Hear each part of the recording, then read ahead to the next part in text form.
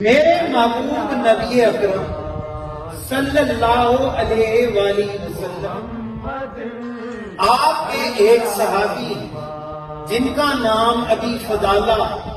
ابھی اردو میں کہتے ہیں ابی فضالہ،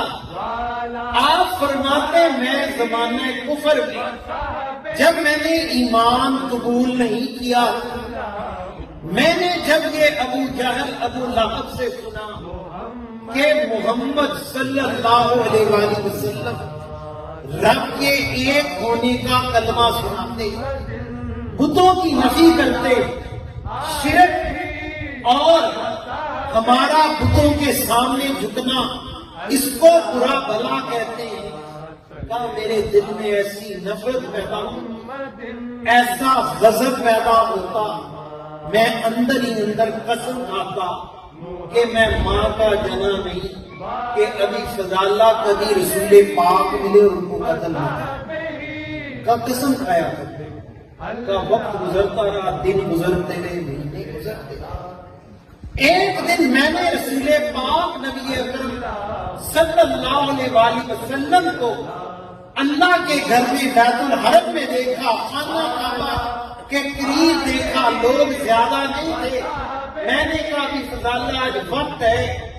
خنجر تیرے پاس ہے، جان طاقت تیرے بازو میں ہے، اس سے پہلے کوئی اور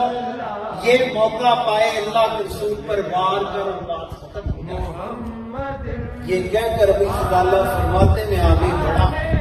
ابھی ایک ہی قدم آگے بڑھایا، رسول پاک کا رخ انور میری طرف تھا۔ کہا ابھی فضالہ کس لیے آیا؟ کہا اے محمد صلی اللہ علیہ وسلم، میں تو آپ سے ملنا چاہتا تھا، میں تو آپ سے بات چیت کرنا چاہتا تھا۔ میرے محبوب مسکرائے، فرمایا میں تیرے اس خنجر کی دھار کو دیکھتا ہوں اپنے چھپا چکا، جو ارادہ لے کے آیا،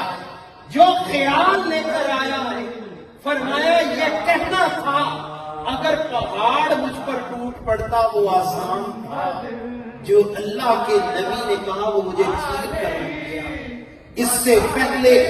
کہ اللہ کے محبوب مجھ پر غضبناک ہوتے، مجھے پکڑتے، میرے وار کو روکتے، آپ نے اپنا رحمت برا ہاتھ میرے سینے پر پھیرا، گلے سے لے کر ابھی ناف تک نہیں پہنچا تھا۔ فرمایا خدا کی عزت کی قسم، روئے زمین پر سب سے محبوب چہرہ رسول پاک کا، ایمان اتر گیا، کلمہ پڑھے بغیر، زبان ہلائے بغیر، فرمایا رسول پاک نے ایسی دل میں محبت اتاری۔ اچھا فضالہ بتا کیا؟ عرض کی یا رسول اللہ میرے ماں باپ آپ پر قربان، میں قربان، میری نسلیں قربان، اے اللہ کے محبوب اس وقت روئے زمین پر کوئی چہرہ ایسا نہیں جو اللہ تعالیٰ نے پیدا کیا اور آپ سے زیادہ محبوب ہو، ان سب سے زیادہ مجھے محبوب ہے۔ یہ ہے رحمت کی نگاہ۔